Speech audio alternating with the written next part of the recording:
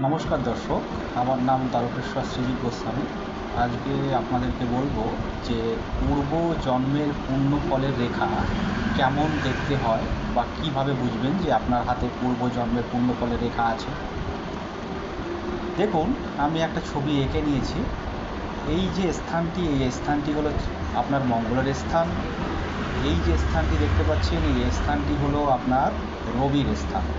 তা আপনার মঙ্গল থেকে যদি আপনার এই রকম রবি স্থান পর্যন্ত একটি সরল রেখা যদি আপনার দেখতে পাওয়া যায়, তাহলে জানবেন উভয় জাতক জাতিকা অবশ্যই সে পূর্ব জন্মের পুণ্য ফল তার লাভ হবেই হবে।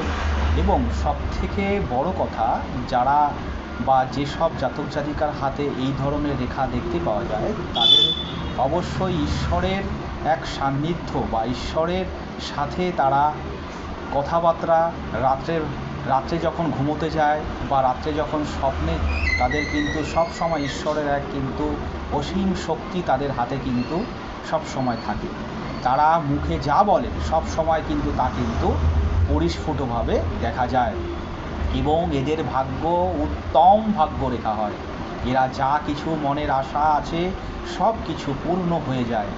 এদের তাই বলা হয় পূর্বজন্মের পুণ্যফল রেখা। নমস্কার দর্শক, কেমন লাগলো ভিডিওটি অবশ্যই জানাবেন।